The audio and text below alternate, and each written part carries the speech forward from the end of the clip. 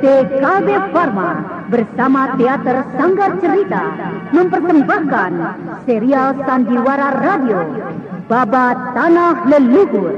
Babat Tanah Leluhur. Jadi malapetaka itu tidak sampai terjadi. Maafkan aku, Kakang Saka. Aku telah membuatnya hancur dengan menceritakan semua keburukanmu, semua perbuatanmu padaku. Aku bersalah padanya, Kakang. Mungkin karena semua ceritaku itu, adik Intan menjadi putus asa dan membunuh diri dengan masuk ke dalam pertempuran itu, Kakang. Apapun sebabnya ini, semua karena aku. Kau tidak bersalah, akulah yang bersalah. Biarlah aku yang akan mempertanggungjawabkan semua ini pada Intan kekasihku. Sudahlah. Sebuah kisah kolosal dari tanah leluhur ratusan tahun yang silam di tanah Pasundan yang diwarnai dengan kekerasan, ambisi, keserakahan, iri dan dengki, serta cita-cita dan cinta anak manusia.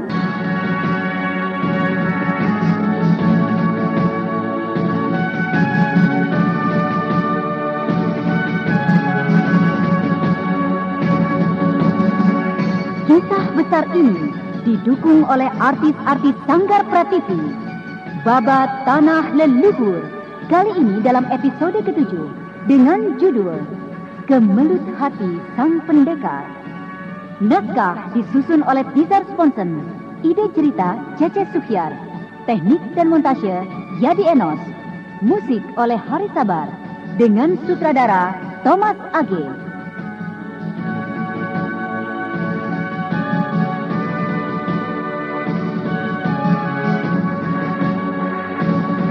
Anda sekarang pada masih seri yang mendengarkan ke-13 Sandiwara ini Radio di menampilkan channel Memori Eli Burhan 80. sebagai Dewi Jampi, Neni Haryoko sebagai Neng, Rio Sempana sebagai Raden Purbaya, Yuli sebagai Cempaka, Chris Urspon sebagai Raden Sakapalwaguna, Asdi Suhastra sebagai Mamang Kuraya, Margaret sebagai Intan Pandini, dan pembawa cerita Neni Sumardi.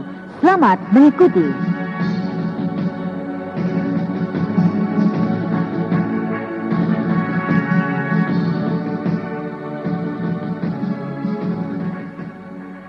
Pada kisah yang lalu diceritakan, Dika Hanggara yang membuat Intan Pandini terluka parah dibuat lumpuh oleh Mamang Kuraya. Laki-laki cabul itu kini sudah tidak mampu lagi untuk menggunakan kepandaiannya. Sedangkan Mayang Telasih kemudian pergi seorang diri dalam keadaan terluka parah setelah menghadiahkan kitab Selendang Sakti pada Raden Purbaya. Dan pada akhir kisah yang lalu diceritakan, Dewi Jampi mengajak Mamang Kuraya untuk kembali ke pondoknya guna menolong Intan Pandini yang mendapat luka yang amat mengkhawatirkan.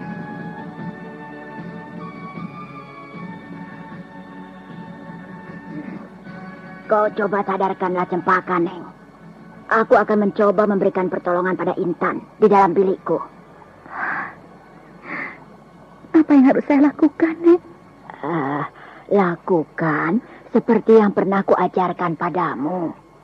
Kau basuh wajahnya perlahan-lahan dengan kain basah. Apa kau sudah lupa dengan semua yang kuajarkan?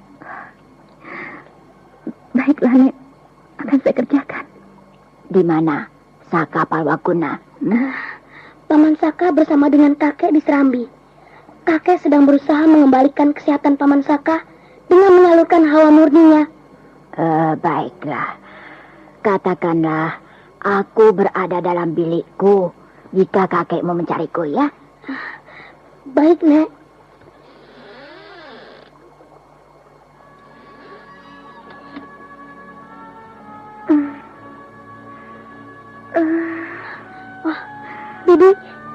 Bibi, sadarlah.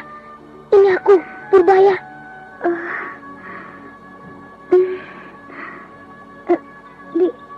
Di mana aku?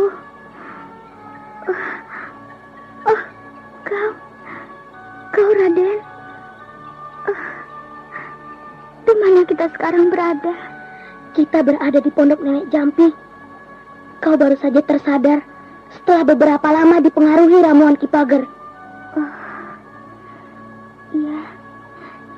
Iya Raden. Aku ingat Ki Guru Pager memaksaku untuk meminum ramuannya. Neng, Cempaka, di mana Kak Intan? apakah dia selamat? Banyak yang telah terjadi, Cempaka. Banyak yang telah terjadi ketika kau berada dalam keadaan tidak sadarkan diri. Oh, aku hanya tahu sebagian kecil saja. Kejadian apa yang menimpa dirimu dan juga diriku. Aku tidak tahu dengan pasti.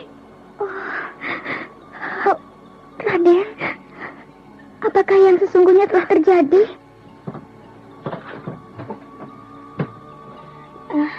Mungkin kakak yang lebih jelas mengetahui semua yang terjadi, Bi.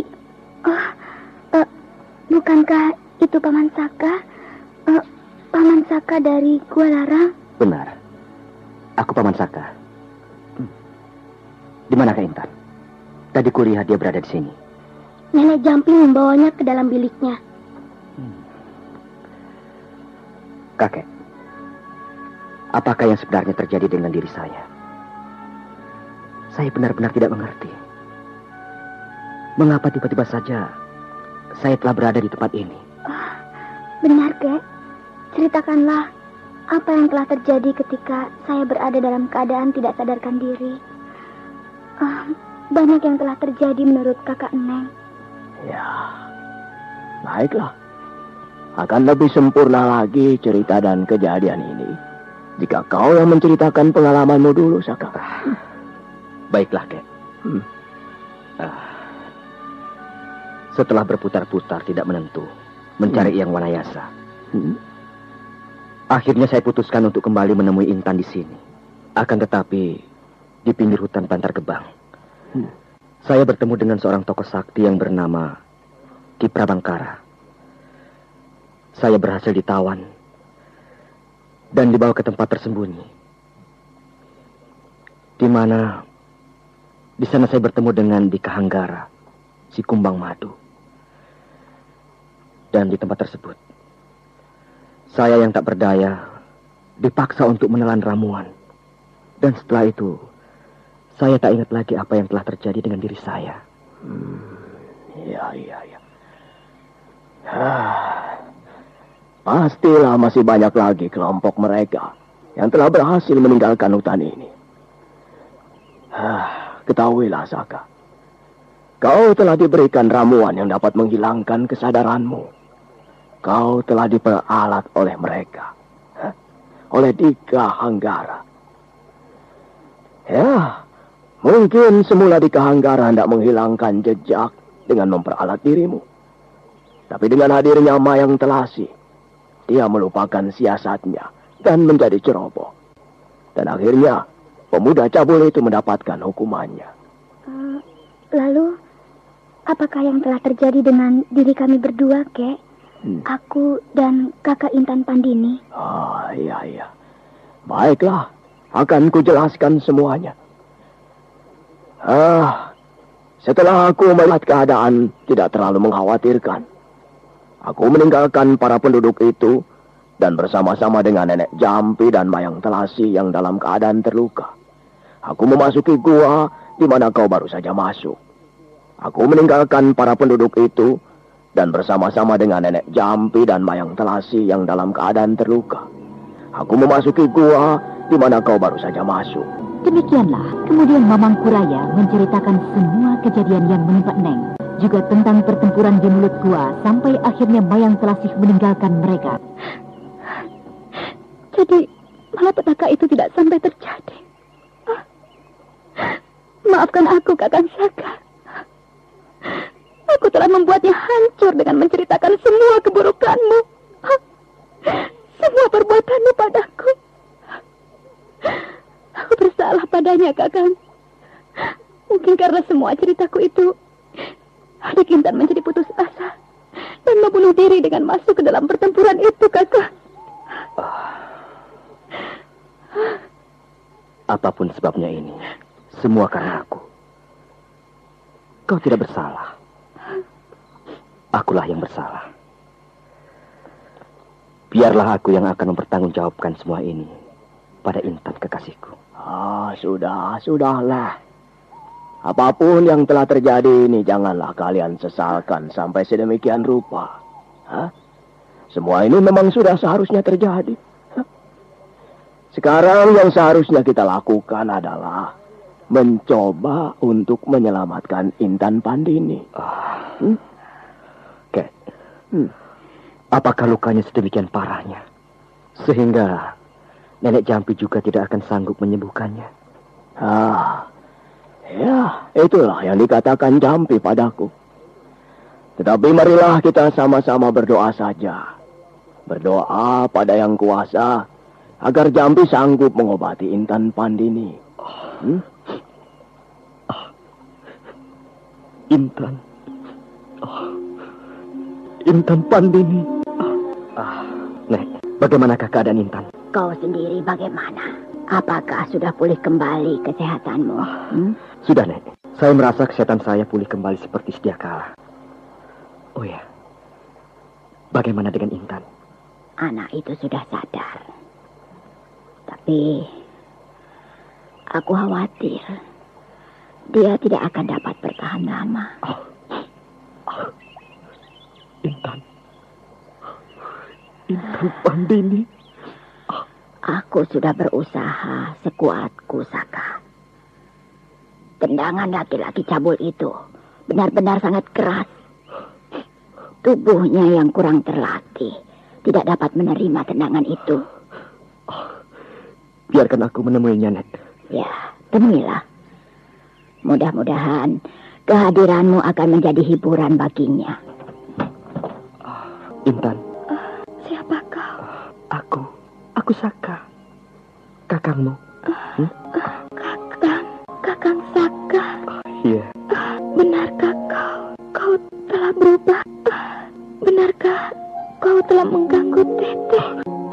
Tidak Intan. Aku tidak berubah. Aku masih tetap seperti dulu. Masih tetap menyayangimu. Aku tidak mengganggu Neng. Dia tidak apa-apa. Kau dapat menanyakan semua itu pada kakek Kuraya. Anda sekarang masih mendengarkan Sandiwara Radio di channel Memori 80. Neng berkata, kau... Tidak, Intan. Aku bersalah padamu. Aku telah menduga Kakang Saka terlalu berlebihan. Saat itu berada dalam keadaan tak sadar. Aku telah dihantui oleh sikap Kakang Saka ketika aku belum pingsan. Intan. Kakang Saka. Intan Pandini. Kekasihku. Saka, jika sudah cukup, aku harap kau mau memberikan kesempatan pada Intan untuk beristirahat. Biarlah dia menenangkan hatinya. Baiklah, Nek. Intan, kau istirahatlah. Aku akan menunggumu di luar. Aku akan menunggumu hingga sembuh. Dan kita akan bersama-sama lagi. Tinggalkanlah Saka. Biarkan ia bersama denganku. Baiklah, Nek. Kau juga, Neng. Keluarlah, ya. Apakah saya dapat menemani nenek di sini? Saya akan membantu segala keperluan nenek di sini, Nek. Aku akan memanggilmu jika aku benar-benar memerlukanmu, ya. Baiklah. Beberapa saat kemudian, malam yang penuh dengan cerita kelabu berlalu sudah. Pagi telah menjelang. Suasana di pinggir sungai Cipunagara demikian cerahnya. Riak air yang mengalir menghempas bebatuan menimbulkan bunyi yang sangat serasi dengan kicau riang burung-burung yang melompat dari dahan ke dahan. Ya, akan tetapi keceriaan suasana itu seketika menjadi sirna jika kita menengok ke bawah sebuah pohon besar di pinggir sungai. Seorang pemuda dengan wajah yang dipenuhi oleh beban penderitaan memandang kosong jauh ke tengah sungai.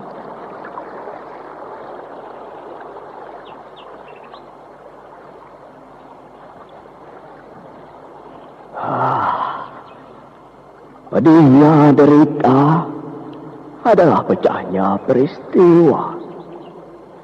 Koyaknya kulit ari yang membungkus kesadaran pengertian. Sebagaimana biji buah mesti pecah, agar intinya terbuka mereka bagi curahan cahaya surya. Demikian pun bagimu. Kemestian tak terelakkan mengenal derita serta kepedihan. Jika saja hatimu masih peka diketari ketakjuban, menyaksikan kegaiban yang terjadi sehari-hari dalam kehidupan, maka derita pedih itu tiada kurang mentakjubkan daripada kegembiraan. Kepedihan adalah tetap kepedihan. Bagaimana mungkin aku dapat menjadikannya sebagai kegembiraan? Jika saja Intan Pandini akan dapat disembuhkan, maka aku akan dapat menemukan kegembiraan. Seperti yang kakek maksudkan.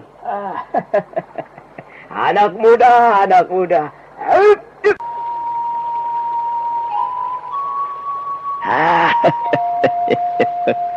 Anak muda. Kegembiraan yang kau cari itu sesungguhnya bersumber dari dalam jiwamu sendiri. Cenguklah jauh ke dalam dirimu. Kau pasti akan menemukannya. Karena pengejaran kesenangan pribadi yang berlebihan itu, kau menjadi menderita seperti ini. Apa maksud kakek? Saya mengejar kesenangan pribadi? Tidak, kek. Saya sama sekali tidak melakukan yang kakek katakan tadi. Saya menjadi menderita dan sedih seperti ini semata-mata adalah karena kekalutan hati saya yang khawatir akan keadaan kekasih saya, orang yang sangat saya sayangi, kek. Anak muda, anak muda. Apakah benar kau mengasihani wanita itu?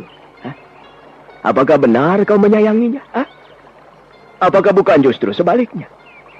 Kau menyayangi dirimu sendiri. Kau mengasihi dirimu sendiri. Apa maksud kakek? Kek, janganlah mengganggu saya. Hati saya sedang berada dalam kekalutan yang dalam.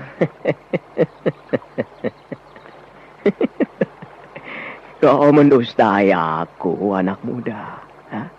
Dan kau juga mendustai dirimu. Kau tidak ingin kehilangan Intan Pandini.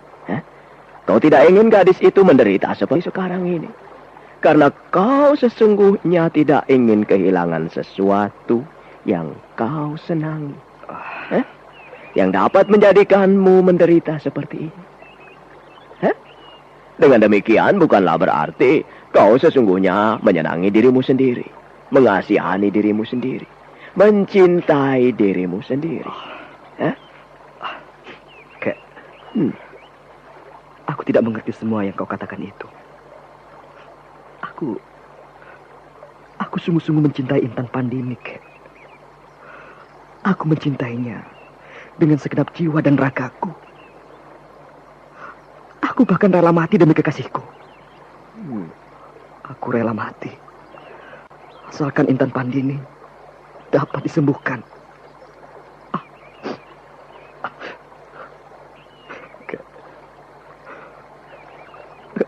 Aku mencintainya, kek.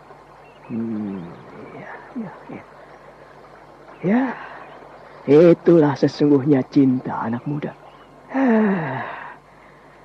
Cobalah kau berusaha mengatasi segala kelemahanmu itu.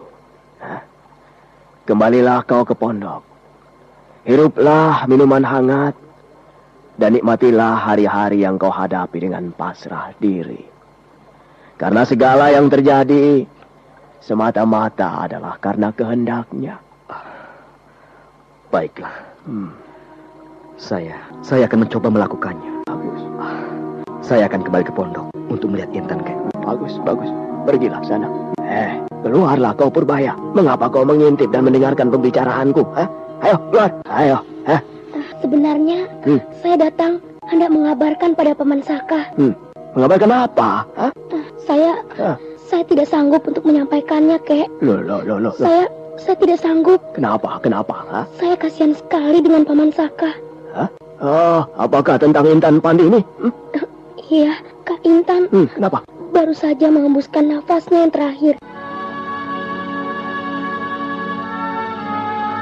Anda sekarang masih Intan mendengarkan Pandini telah Sandiwara tiada. Radio di channel Gadis Memori manis yang 80. banyak mengalami berbagai penderitaan itu kini melengkapinya dengan kematiannya.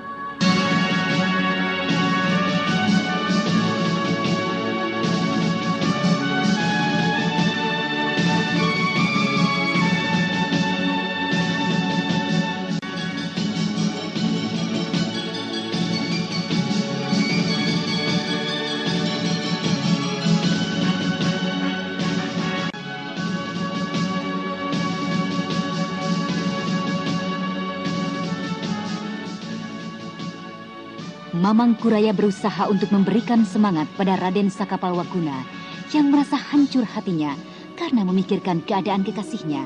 Dan ketika Raden Sakapalwaguna kembali ke pondok, muncul Raden Purbaya.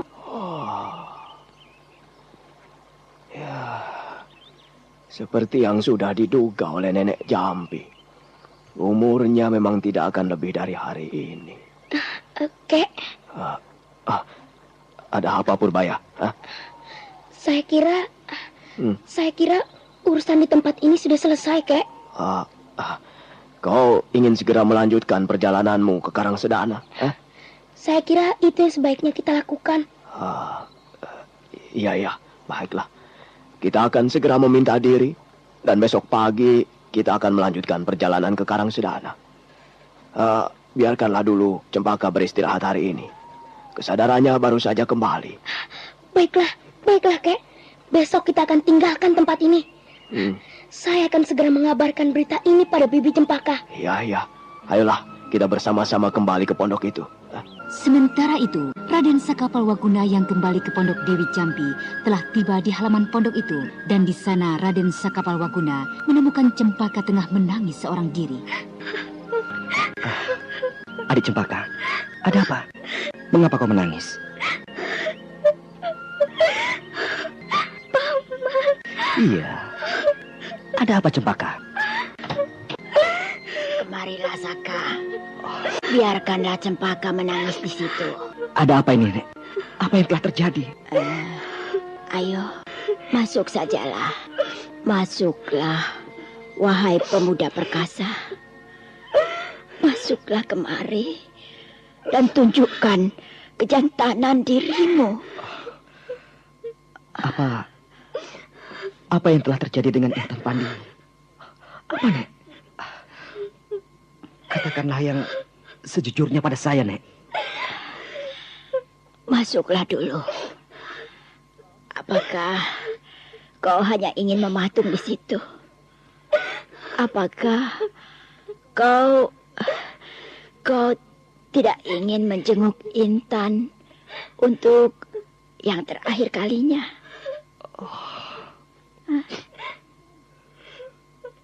Intan, kau tinggalkan aku. Intan, kau telah tinggalkan aku. Semua ini adalah salahku. Semua salahku. Kau kecewa dengan sikapku. Aku benar-benar seorang laki-laki yang lemah. Aku adalah seorang laki-laki yang bejat, kotor. Jika saja aku dapat menahan diri dari ramuan sesat itu, tentu tidak akan terjadi seperti ini. Aku benar-benar berdosa padamu, Intan. Aku benar-benar berdosa. Kakang Saka tidak bersalah. Tidak, Kakang. Semua ini adalah salah saya. Sayalah yang bersalah, Kakang. Sayalah yang terlalu cepat mengambil kesimpulan yang kotor, yang menyebabkan adik Intan jadi seperti ini. Maafkanlah saya, adik Intan. Maafkan saya, Kakang. Aku manusia lemah. Aku manusia kotor, mata keranjang, hidung belang. Manusia seperti diriku tidak seharusnya hidup di dunia ini. Kotor, busuk, hina. Kakang Saka! Nenek! Ada apa, Neng? Ada apa? Kakang Saka! Lihat Kakang Saka, Nek! Dia hanya pingsan, Neng. Dia tidak kuat menahan diri menghadapi kejadian ini. Biarlah aku coba untuk menyadarkannya. Kau bergeserlah sedikit, Neng. Baiklah, Neng. Ada apa dengan pemuda itu, Jampi? Dia tidak mampu menghadapi kenyataan yang menimpa diri kekasihnya. Ruangan yang tidak terlalu besar di pondok Dewi Jampi itu kini dipenuhi oleh wajah-wajah duka. Neng bersandar di sudut ruangan sambil berusaha menahan isak yang tiada hentinya mendesak dari dadanya. Sedangkan Cempaka yang masuk mengikuti Mamang Kuraya kini duduk di samping junjungannya Raden Purbaya. Sementara itu, Nenek Jampi yang mengurut beberapa urat di punggung Raden Sakapalwaguna tidak dapat menahan air matanya melihat tubuh Intan Pandini terbujur kaku di sampingnya. Dan beberapa saat kemudian, Nenek Jampi berhasil menyadarkan pemuda yang dikenal oleh dunia kependekaran sebagai kelompok pendekar Ningsewu. Intan, aku bersalah padamu. Aku terlalu lemah. Aku terlalu lemah hingga terjadi tindak kebejatan. Intan, aku berdosa padamu. Dengarlah, Sarah. Andaikan gurumu sendiri, Resi Wanayasa, yang mengalami hal seperti ini, ia juga tidak akan dapat bertahan. Karena itulah, kau jangan menyesali dirimu yang lemah. Kau adalah seorang pemuda yang perkasa, anak muda. Aku telah cukup mengenalmu ketika kau bersama-sama tinggal denganku di sini. Tetapi ketahuilah, yang kau minum tidak hanya sekedar ramuan perangsang birahi. Tidak hanya itu, Nak. Tapi juga ramuan penghilang kesadaran. Tapi saya benar-benar tidak bisa menerima semua ini, Nek. Jelas. Intan mati adalah karena saya. Sayalah yang menyebabkan kekesalan hatinya. Hingga dia menjadi murung dan kecewa. Tidak, Kakang Saka. Akulah yang bersalah. Akulah yang menyebabkan Intan menjadi lupa diri, Kakang. Aku yang menyebabkan adik Intan nekat mencari kematian. Aku yang bersalah, Kakang. Kau tidak usah menyesali dirimu, Kakang. Hukumlah aku, Kakang. Bunuhlah aku, Kakang Saka. Balaskanlah kematian adik Intan. Aku yang bersalah, Kakang. Cucu, maukah kau mendengarkan aku? Mendengarkan sedikit kata-kataku? Ya, bicaralah, Kek. Bicaralah. Neng, tahanlah dirimu, Nak. Aku bersalah. Janganlah kau jadi seperti ini. Sayang sekali, cucu. Sayang sekali. Kalian masih muda. Masih akan banyak yang akan kalian raih dan kejar di hadapan kalian. Dan juga masih akan banyak rintangan-rintangan berat yang kelak akan kalian jumpai. Kuasailah diri kalian. Janganlah kekuatan dan hawa murni yang telah kalian latih menjadi hilang dengan cara seperti ini. Sayang sekali. Semangat muda kalian sangatlah luar biasa. Jika kalian mau membuka mata dan menyadari keadaan, badai pun dapat kau tangkap dengan semangatmu itu. Dan burung gaib di langit ketujuh pun akan dapat kalian cari. Jadi sayang sekali semangat muda kalian jika kalian sia-siakan dengan cara seperti ini.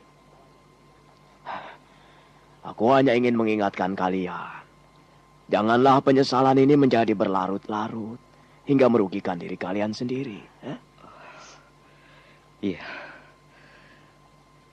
Kakek benar. Baiklah. Saya akan mencoba untuk mengerti keadaan ini.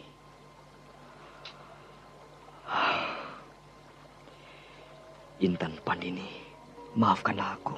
Sebelum senja tiba, Intan Pandini dimakamkan di samping pondok Dewi Jampi. Dan ketika Dewi Jampi menutup upacara kecil penguburan Intan Pandini, Ia segera beranjak meninggalkan makam Intan Pandini yang sudah dianggapnya sebagai cucunya sendiri. Marilah, Neng. Saka, kita kembali ke pondok untuk beristirahat. Lihatlah itu. Cempaka bersama dengan Purbaya dan kakeknya sudah kembali ke pondok. Kembalilah nenek dahulu. Dan biarkanlah saya menemani Intan beberapa saat di sini. Baiklah. Aku tunggu kau di pondok. Beberapa saat lagi, hari akan menjadi gelap, Saka. Biarlah, Nek. Saya akan menemaninya beberapa saat. Saya akan menemaninya malam ini di sini. Baiklah. Semoga Dewata memberikan kekuatan dan terang di hatimu. Aku kembali, ya. Mari, Neng. Baik, Nek. Kebenaran agung yang menguasai alam tak dapat disampaikan dari satu insan ke insan lain dengan kata-kata manusia. Kebenaran memilih kesunyian untuk mengantarkan pengertian tentang kebenaran itu. Demikian juga dengan Raden Sakapalwaguna. Nasihat dan pengertian yang dipaparkan oleh Mamang Kuraya tidak juga dapat merasuk ke hatinya. Dan kesunyian tidak pernah didapatkan dalam kekalutan jiwanya. Aku bersumpah tidak akan mengkhianati cinta kita ini, Intan. Aku bersumpah untuk tetap menggeluti cinta kita di dalam hatiku ini. Aku bersumpah tidak akan menyentuh satu wanita pun selain kau yang bersemayam di hatiku, Intan Pandini. Kita akan bersama-sama selalu. Kita akan bersama-sama seperti janji yang kita ucapkan dulu, kasih. Malam menjadi semakin larut. Demikian juga Raden Sakapalwaguna larut dalam bersama-sama Intan Pandini dalam bayang-bayang indah. Dan Raden Purbaya yang diminta untuk mengamatinya tidak berani untuk mengganggu pamannya yang sedang larut tenggelam dalam emosinya. Sudahlah, malam sudah amat larut. Kau tidurlah, Purbaya. Biarkanlah pamanmu itu dengan sendirinya menyadari keadaannya. Kita tidak akan dapat memaksakan tumbuhnya kesadaran itu. Ayo, Cempaka, kau juga tidurlah. Baiklah, Kek. Tapi kakek juga tidur. Wah, ya tentu saja. Apa kau kira aku ini burung malam? Tapi rapatkan pintu itu dulu, Cempaka. Baiklah, Kek.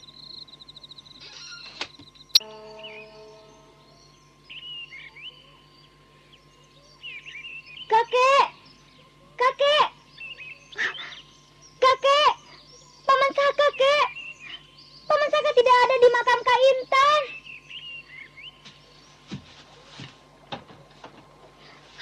Kek! Kakek! Apa? Tenanglah. Paman Saka! Tenang. Kenapa? Apa kau tidak menjumpai paman Sakamu di makam itu? Tidak aja di makam, Kek. Tapi juga di sekitar pondok ini. Bahkan saya mencarinya hingga di sepanjang pinggir Cipunagara. Ya sudahlah, dia sudah pergi. Memang sudah saatnya dia meninggalkan tempat ini. Bukan begitu, Jampi? Ya, Intan sudah tidak ada lagi. Mudah-mudahan dia akan menemukan kembali dirinya. Ya. Anda sekarang masih mendengarkan Sandiwara Radio di channel Memori 80. Kita akan segera meninggalkan tempat ini. Kakek akan mencari Paman Saka? Dia bukan lagi seorang anak kecil. Untuk apa kita mencarinya? Jadi? Apa kau tidak ingin kembali ke Karangsedana? Oh iya. Iya, hampir saja saya lupa. Persoalan-persoalan yang kita hadapi di sini membuat saya melupakan rencana itu. Raden, maafkan Bibi, Raden. Sudahlah, Bi. Bersiaplah. Kita akan segera berangkat. Buntalan kecil pakaian saya setiap saat berada di punggung. Jika Raden dan kakek sudah siap, kita dapat berangkat sekarang. Ya. Baiklah. Jampi. Semuanya sudah selesai kini. Aku minta diri. Dan maafkan jika kedatanganku ini menimbulkan kedukaan dalam dirimu. Tuan Kuraya dapat berkata seperti itu. Bukankah seharusnya Tuan tidak berkata seperti itu? Ya, seharusnya aku memang tidak berkata seperti itu.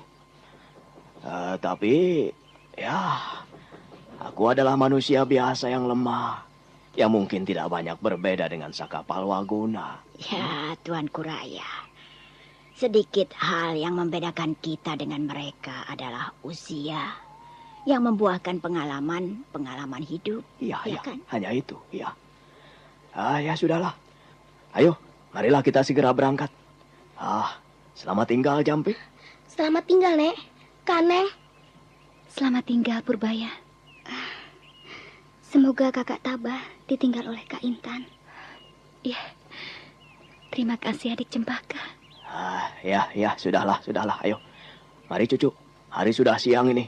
Kita harus keluar dari hutan Bantar Gebang itu sebelum gelap.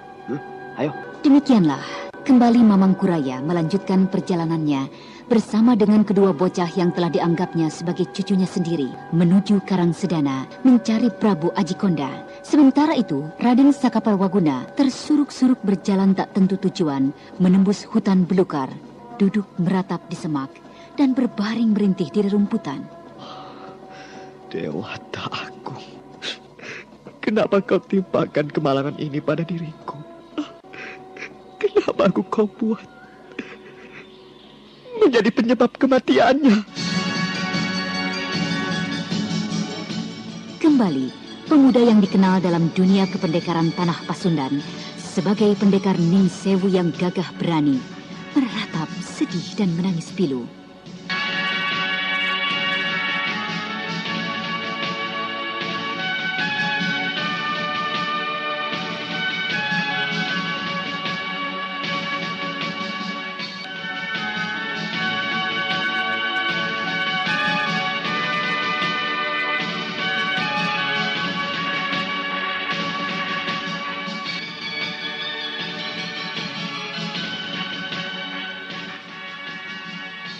Raden Sakapalwaguna yang mendapat pukulan batin akibat kehilangan kekasihnya terjatuh dan kehilangan tenaga di sebuah semak di pinggir hutan.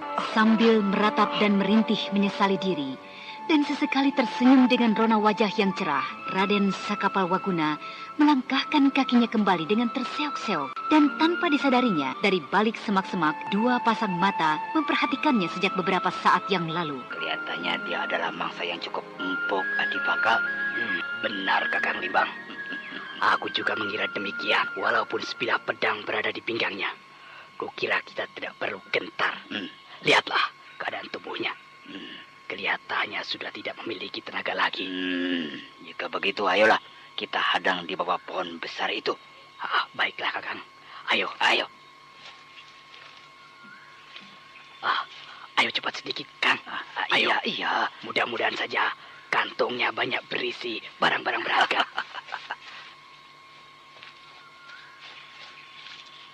Hai, berhenti dulu Kisana. Berhenti. Dewata, kemana hendak kau lantunkan hatiku ini? Bagaimana pula dengan seluruh jiwaku? Hai, berhenti di tempatmu, anak muda. Bagaimana dengan nafasku? Dengan senyumku? Apakah hendak kau bawa aku sampai ke seberang cakrawala kehidupan? Apakah hendak kau seret aku ke dalam gua yang angker dan jauh untuk kau musnahkan? Hei, anak muda gila, dengar kataku atau golokku ini akan membelah tubuhmu. Ya. Dewata, akan kemana nasibku ini kau arahkan? Kakang, agaknya pemuda ini adalah orang gila. Tidak salah katamu, Adipaka. Tapi pedangnya itu bagus sekali, Adipaka. Kau kuraslah isi kantungnya dan biarkan aku yang mengambil pedangnya. Baiklah, Kakang. Akan kuambil pedang itu, Kakang. Ya. Kakang, pemuda itu memandangiku, Kakang. Agaknya dia sadar dengan kehadiran kita. Bagaimana, Kakang? Kenapa? Kau takut menghadapi pemuda gila seperti ini? Nih, lihatlah. Iya. Laki-laki kasar yang dipanggil dengan nama Limbang itu kemudian mendekati Raden Sakapalwaguna. Dan kemudian tanpa ragu-ragu, dia mengayunkan kakinya dengan derasnya ke arah dada pemuda yang seakan-akan kehilangan kesadarannya. Oh, lihat. Pedang di pinggangnya itu hanyalah hiasan saja. Pemuda cengeng dan tidak waras ini tidak akan sanggup dan mampu mempergunakannya. Iya. Ambil. Baik, Kakang. Dia diam saja, Kakang. Pedang ini bagus sekali, Kakang. Tentu ini adalah sebuah pedang yang mahal dan tentu saja tajam sekali. Ya.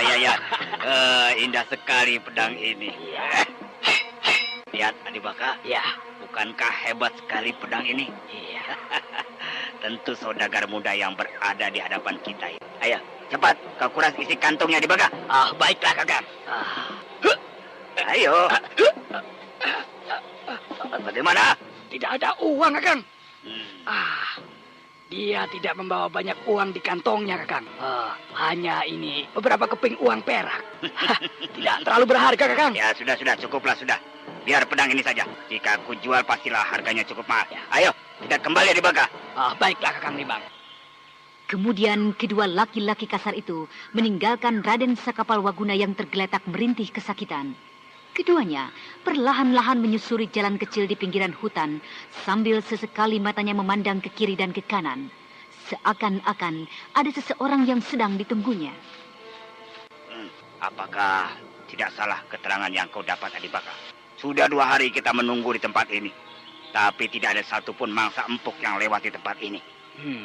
Ya, tapi Puradi, saya kira tidak mungkin membohongi saya. Dia memang tidak dapat memastikan kapan saudagar itu akan lewat dan membawa dagangannya. Tapi dalam beberapa hari, pasti saudagar itu akan lewat di jalan ini. Ya, baiklah. Kita akan mencoba menunggunya hingga besok. Jika tidak, ya sebaiknya kita kembali saja ke tempat kita semula di sebelah barat hutan ini. Jika ingin mendapat hasil yang besar, Kang, harus dapat bersabar. Kang, itu dengarlah. Suara kereta kuda. Saya kira itulah dia, Kang. Iya, kereta itu cukup cepat larinya. Bersiaplah, Adibaka. Ya. Kita hentikan siapapun dia. Itu, lihatlah. Ya. Kelihatannya tanpa pengawalan seorang pun. Bukankah sudah saya katakan, saudagar itu memiliki kepandaian yang dapat diandalkan, Kang? Sehingga dia selalu bepergian kemana-mana saja seorang diri. Sungguh takabur sekali dia. Itu, dia sudah sampai. Hadanglah, Adibaka. Baik, Kang. Oi, berhenti! Siapakah kau ini, Kisanak? Mengapa kau hentikan perjalananku ini? Turunlah dari kereta kudamu itu. Ada sesuatu yang ingin kami bicarakan. Kami? Apa maksudmu? Apakah kau tidak sendirian? Tidak. Aku bersama dengan kakangku. Kakang, keluarlah! Turunlah dari keretamu itu. Kakangku ingin bicara denganmu. Sikap kalian sangatlah mencurigakan. Siapakah kalian ini sesungguhnya? Ya, kami akan memeriksa kereta yang kau bawa. Belum lama ini, kereta kawan kami telah dirampas oleh seseorang. Kami diminta untuk menemukan kereta itu beserta isinya. Ayo, turunlah, biar kami memeriksa keretamu itu. Kalian ini perampok-perampok, masih juga bersikap sungkan dan ragu. Katakanlah bahwa kalian ingin merampas barang-barang yang kubawa. Kenapa kalian jadi bersikap seperti perampok pemula? Baiklah, kau sudah mencercaku dengan sebutan perampok. Jika begitu, aku perintahkan kau untuk turun dan tinggalkanlah keretamu itu. Begitulah. Ayo, sekarang kita tidak perlu sungkan lagi. Akan kuhadapi kalian. Kelihatannya dia bukanlah tandinganmu, Adibaka. Biarlah aku yang menghadapinya.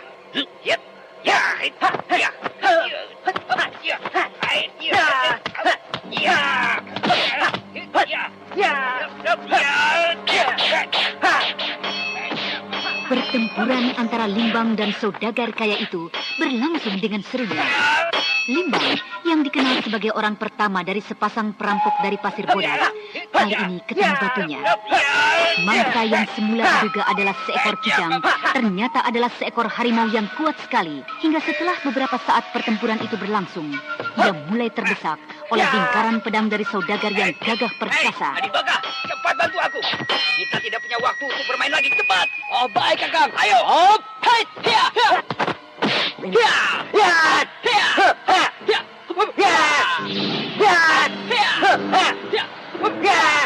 Ya. Agaknya sampai di sini aja. Aku tidak mempunyai harapan lagi di hutan ini.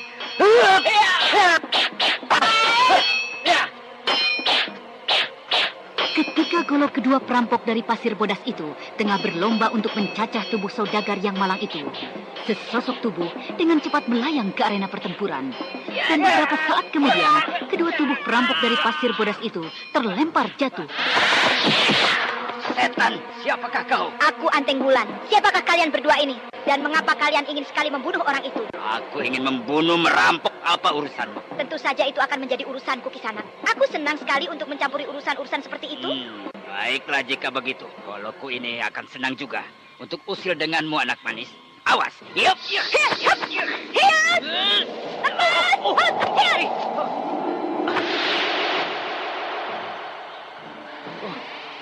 Inikah golok yang ingin usil denganku? Kakang, golokmu dipatahkan hanya dengan 2 jepitan jarinya saja. Aku belum mengaku kalah, gadis setan. Ini, kau hadapilah pedang pusakaku ini. Agaknya kau tidak juga jerah perampok rakus. Ayo, majulah. Awas. Anda sekarang masih mendengarkan Sandiwara Radio di channel Memori 80. Aku memang seorang pemburu rampok-rampok seperti kalian. Ini, kau makanlah pedangmu ini. Gadis muda yang mengaku bernama Anting Wulan itu kemudian menekuk kedua jarinya untuk mematahkan pedang yang berada di tangannya. Akan tetapi, sesaat kemudian ia menghentikan gerakannya dan keningnya tampak berkerut, memperhatikan tangkai pedang yang sangat dikenalnya, yang tidak banyak berbeda dengan pedang yang terselip di pinggangnya. Hei, dari mana kau peroleh pedang ini? Oh. Ayo katakan. Pedang itu adalah pemberian dari guru kami. Setan, jangan bohong kau. Katakan, dari mana kau dapatkan pedang ini? Atau kupatahkan tanganmu ini? Ya. Itu adalah pedang pemberian guruku. Aduh, sudah, lepaskan dulu, lepaskan Nona. Jangan sakiti aku, lepaskan dulu. Ya, aduh. Sebelum aku sekaligus memecahkan kepalamu. Ya, baiklah. Saya menemukannya tidak jauh dari tempat ini. Ambillah pedang ini jika kau mau, Nona. Kau belum berkata jujur, Kisanak. Aduh, ya, baiklah. Ayo katakan. Baiklah, aku mengambil dari seorang pemuda. Ya, betul, dari seorang pemuda. Kau masih berdusta. Aduh, sudah, Nona, sudah. Aduh, sakit. Aduh, aku tidak berdusta. Aku mengambilnya dari seorang pemuda yang tidak waras. Ayo katakan. Ya, seorang pemuda gila. Ayo, kau bawa aku segera ke tempat itu. Ya. Cepat, tunjukkan aku pada pemuda itu. Ya, baik, Nona, baik. Hai, tunggu dulu, Nona. Saya ingin mengucapkan terima kasih atas bantuan Nona. Tidak apa-apa, Pak. Teruskanlah perjalanan Bapak dan berhati-hatilah. Ayo, cepat, tunjukkanlah orang itu. Ya, baik. Mari, Nona. Di mana? Jangan berputar-putar saja. Aku bisa mematahkan kedua kaki dan juga tanganmu jika kau tidak dapat menunjukkan di mana orang yang kau temui itu. Ya, tapi belum beberapa lama saya menemukannya di tempat ini, Nona. Bukankah begitu, Adibaka ya?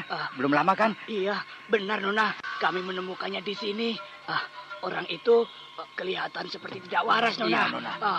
Dia kelaparan dan kehausan. Lalu kami memberinya makan dan minum, Nona. Betul, Nona. Iya. Apakah pemuda yang kalian jumpai itu bertubuh sedang dan berhidung mancung dan berwajah tampan? Wah. Saya tidak jelas, Nona. Wajahnya kelihatan begitu kotor dan dia menyebut-nyebut nama Intan. Ya, Intan, betul ya. Ya, Adibaka Intan ya. Iya, nama itu disebut-sebut sambil meratap seperti orang gila, Nona. Setan kau. Kau berani mengatakan Kakang Saka seperti orang gila? Kau berani menghina Kakang Saka? Pergi kau. Pergi. Cepat tinggalkan tempat ini. Iya. Sebelum aku menurunkan tangan yang lebih kejam padamu. Pergi cepat. Iya, baik Nona. Baik, Nona. Baik Nona. Ayo. Kakang Saka, apa yang sebenarnya sedang terjadi dengan dirimu? Mengapa kau jadi seperti itu?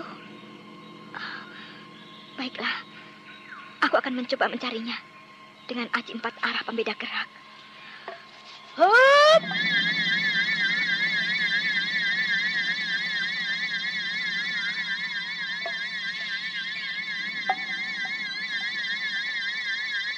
Dengan aji andalan dari padepokan Gua Larang, Anting Wulan akhirnya dapat mendengar suara rintihan dari orang yang sangat dikenalnya. Suara orang yang telah hidup bersama-sama dengannya sejak masa kecilnya dan kini begitu dicintainya. Kakang Saka, dia ada di sebelah selatanku.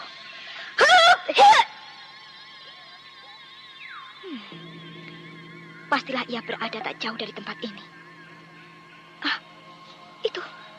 Itu Kakang Saka.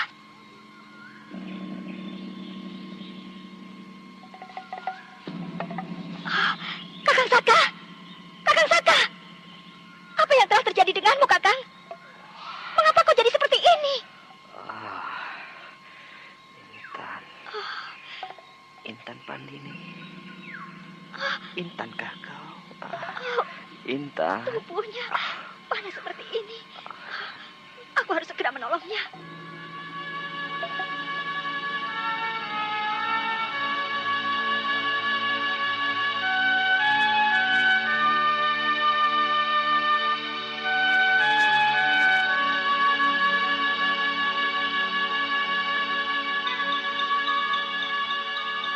Anting Wulan segera saja memanggul tubuh kakangnya dan kemudian melesat meninggalkan hutan kecil itu.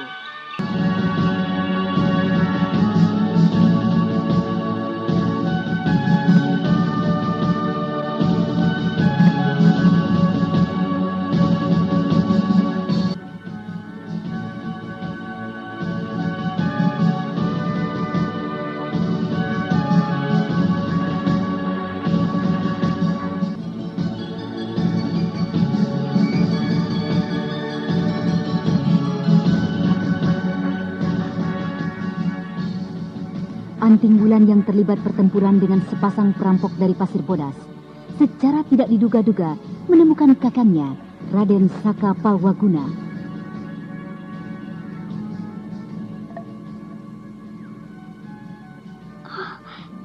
Kakang Saka!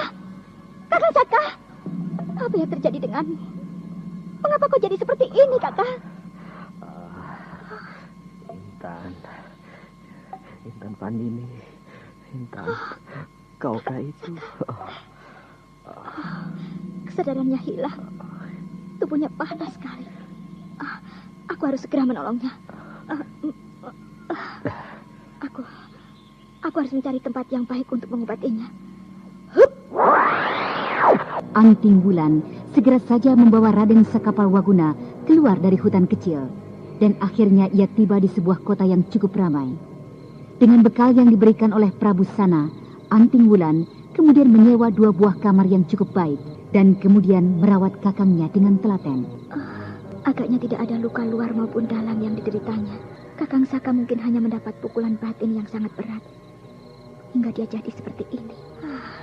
Apakah yang sebenarnya terjadi dengan Intan? Intan Pandini. Panasnya sudah menurun berkat ramuan yang kuberikan tadi.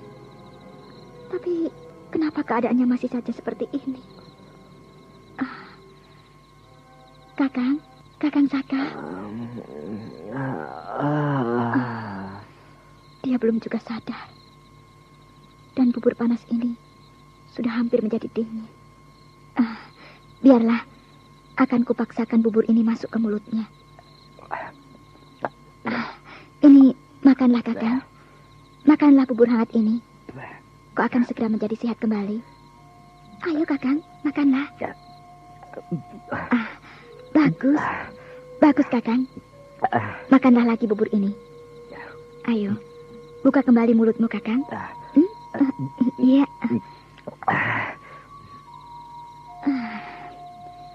semangkok sudah bubur ini dihabiskannya. Dan kini begitu pulas tidurnya. Biarlah, aku kembali saja ke kamarku.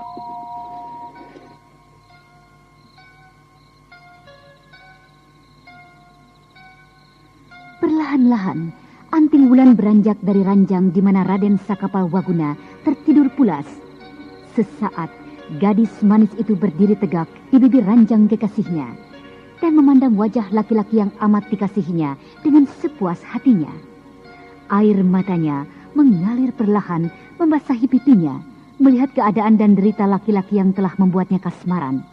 Dan tanpa dapat lagi menahan diri, wanita perkasa yang telah memiliki berbagai bekal aji dan ilmu kesaktian itu membungkukkan tubuhnya dan kemudian mencium kening laki-laki yang amat dicintainya itu. Tanpa disadarinya, air matanya kian membanjir dan membasahi dahi dan wajah Raden Sakapalwaguna. Dan ketika wanita itu tersadar, tubuhnya telah erat terpeluk oleh kakangnya. Lepaskan aku! Lepaskan aku, kakang! Lepaskan! Kau Intan Pandini. Lepaskan! Maafkan aku, kekasih. Maafkan aku, sayang. Aku, kakang! Lepaskan! Kenapa kau jadi seperti ini, Intan?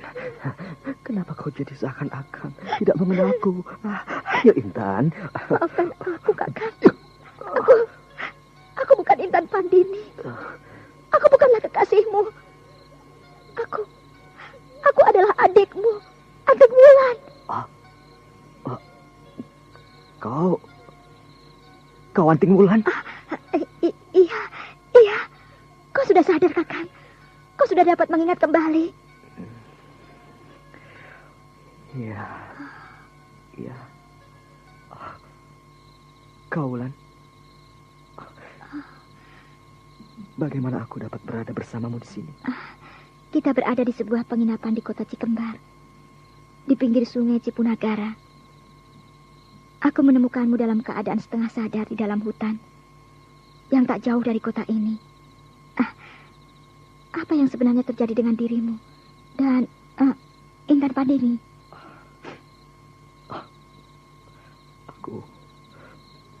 Aku terlalu lemah, Wulan.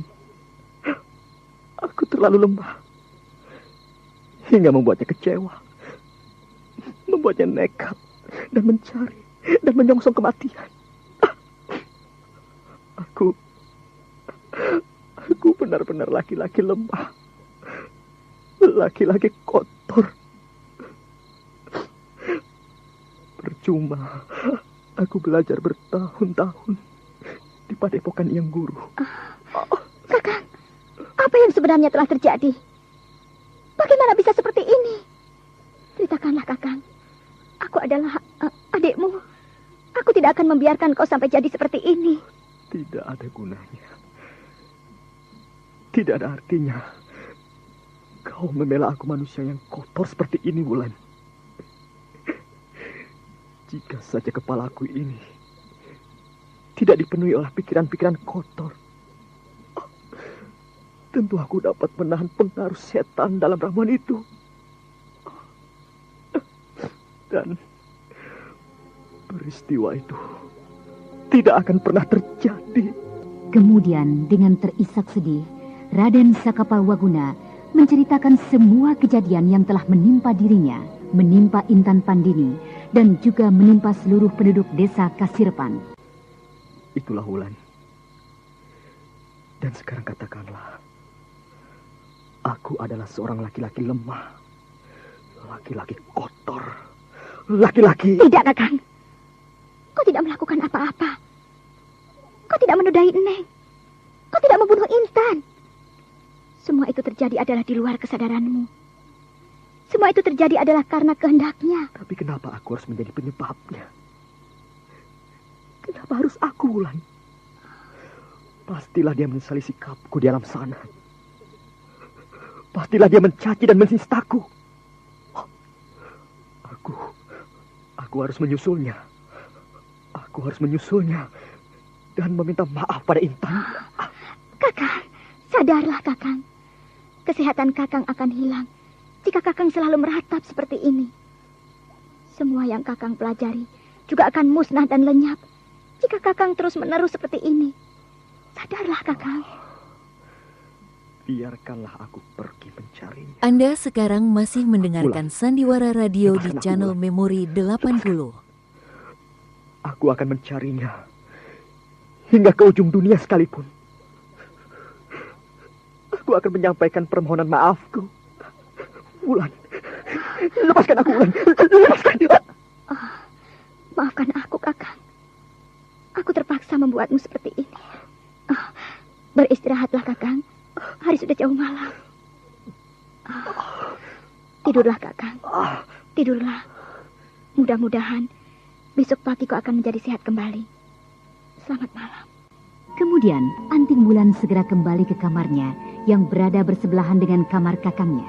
Dan setelah menutup pintu kamarnya, Anting Wulan segera membaringkan tubuhnya di atas tempat tidur. Dan kemudian pikirannya menerawang jauh menembus tabir cintanya yang kini mulai membengkak dan meradang lagi dalam hatinya. Dewata, apa artinya semua ini? Apakah kau hendak mempermainkan hambamu lagi?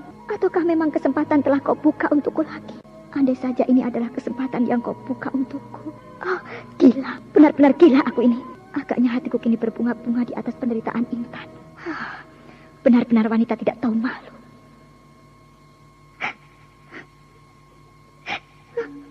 Betapa malunya aku. Betapa malunya. Apakah Kakang Saka menyadari apa saja yang aku lakukan tadi? Dia mendekap erat wajahku. Andaikan saja aku adalah Intan Pandini. Dewata aku. Mati pun aku rela. Mati pun aku rela. Asalkan aku dapatkan cinta dan kasih dari Kakang Saka. Banyaknya tugas yang harus kulakukan. Yang harus kuselesaikan. Aku harus melapor pada Prabu Sana tentang hasil dari penyelidikanku. Dan aku juga akan kembali ke Indraprasta untuk merebut kembali kujang Cakrabuana dari tangan Prabu Sora. Dan setelah itu, aku akan mencari tahu tentang asal-usulku dari seseorang di Istana Galuh.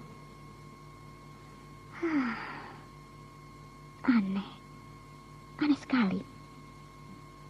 Apakah aku mempunyai darah bangsawan? Kenapa aku harus mencari keterangan di sana? Aneh. Siapakah sebenarnya Nyi Sintren Manti? Benarkah wanita itu dapat menjelaskan asal-usulku? Apakah benar asal-usulku akan terungkap dari tangannya? Kenapa kakek tidak menceritakan saja semuanya padaku? Kenapa kakek harus menyembunyikan semua ini? Ceritakanlah, Kek. Ceritakanlah semuanya padaku. Ceritakanlah.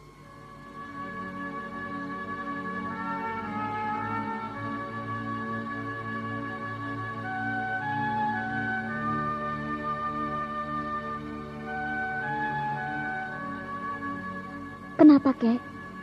Kenapa kakek harus menyembunyikan asal-usul saya? Ceritakanlah. Siapa sebenarnya kedua orang tua saya? Dan siapakah kakek ini sesungguhnya? Aku ini adalah buyutmu, Wulan. Dewata Maha Adil. Dia telah menemukan kembali kau dengan aku. Berita tentang hilangnya engkau telah disampaikan oleh kakekmu padaku. Bertahun-tahun kakekmu mencari engkau, mengelilingi tanah Pasundan, tapi tidak juga berhasil menemukan engkau.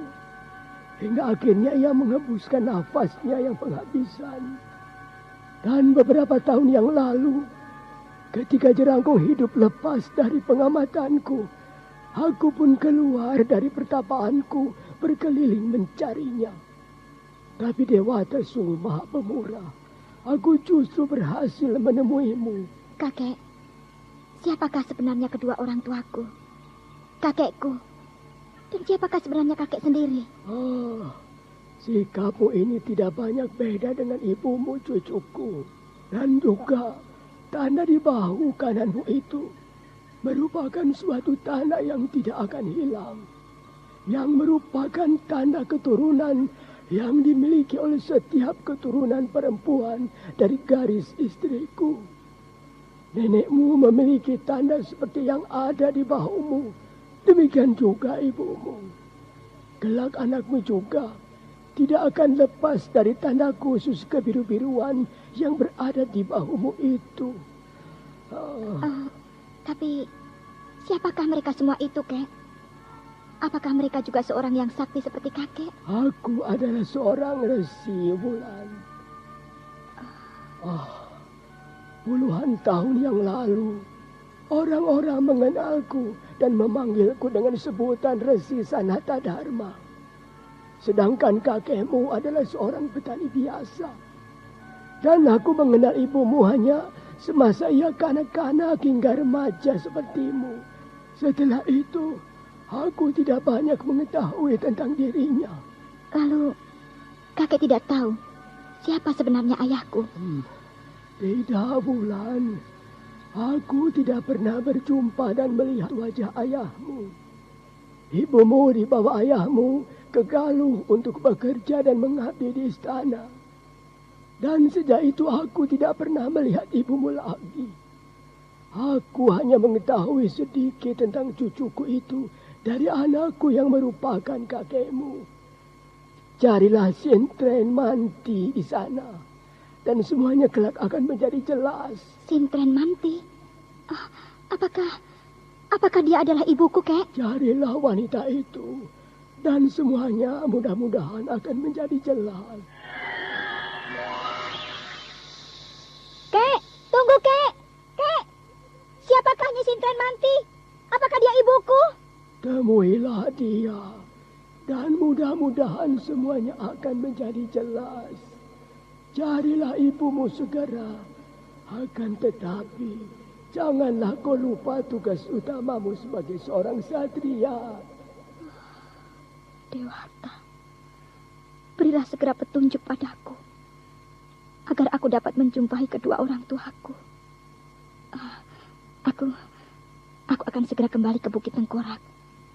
Aku akan mencari si Tunggul kudaku. Baru dengannya, aku akan menyelesaikan tugas-tugasku.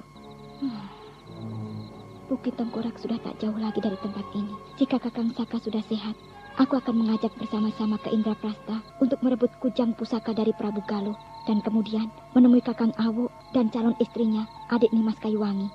Dan kemudian kembali ke Gua Larang, menunggu Eyang Kuru dan Kakang Seta, serta saudara-saudaraku yang lain.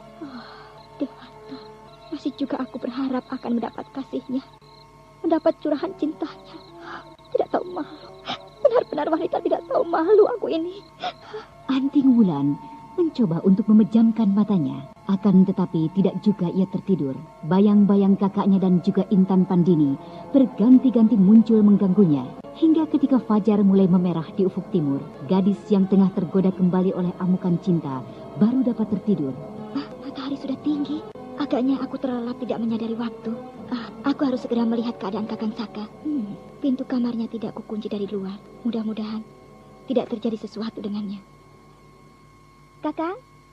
Kakang Saka? Kakang?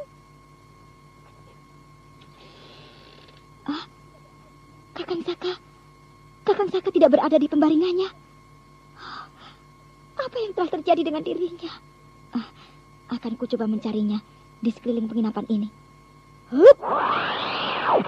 Anting Wulan yang merasa cemas memikirkan keadaan kakaknya, kemudian melesat keluar dari jendela penginapan dan berkeliling mencari di sekitar penginapan hingga sampai ke pinggir kota kecil itu.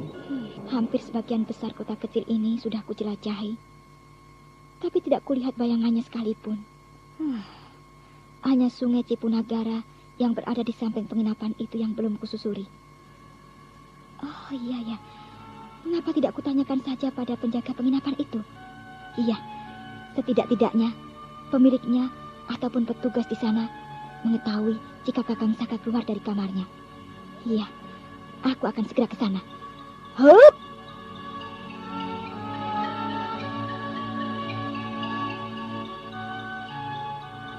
Anting Wulan kemudian melesat kembali ke penginapan.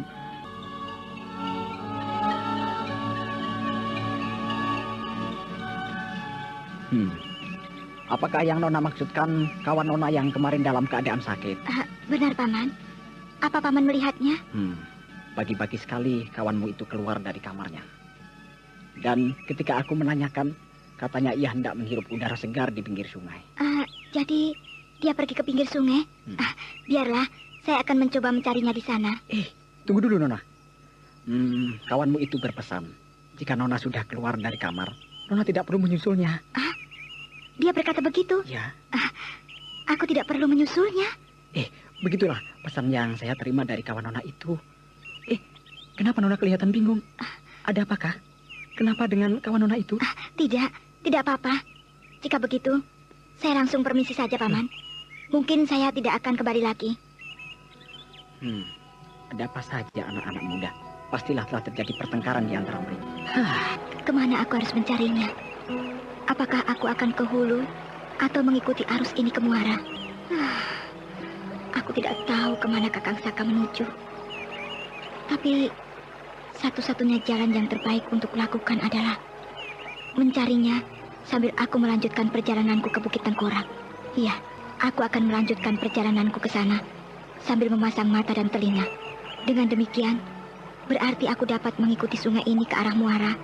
Dan kemudian setelah tiba di hutan Loyang, baru aku meninggalkan hutan ini dan menuju Bukit Tengkorak. Langkah pertama yang harus kulakukan saat ini adalah mencari seekor kuda. Aku tidak boleh menarik perhatian orang-orang dengan kidang mamprungku. Bagus. Kulihat di sana itu ada keramaian. Bukan tidak mungkin aku dapat menemukan seseorang yang akan menjual kuda. Setelah berhasil mendapatkan seekor kuda yang cukup baik, kemudian Anting Wulan melanjutkan perjalanannya dengan santai menyusuri pinggir kali Cipunagara.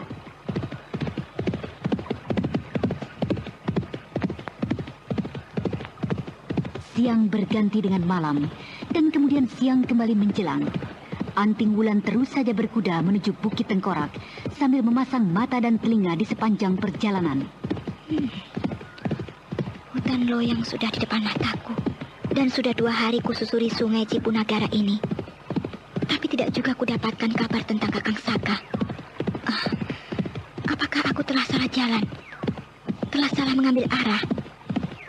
Tapi siapa yang tahu kemana Kakang Saka pergi?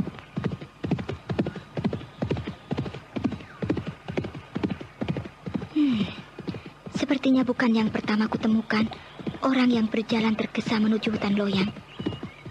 Itu satu orang lagi. Hampir semua yang kujumpai membawa berbagai macam peralatan. Peralatan untuk berburu. Iya. Apakah yang sedang mereka cari di sana? Persetan dengan urusan mereka. Aku mempunyai urusan yang lebih banyak dan sangat penting untuk segera kuselesaikan.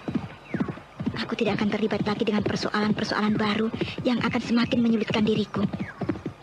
Sebaiknya aku berhenti sebentar di bawah pohon sana untuk beristirahat sambil mencari keterangan dari petani itu.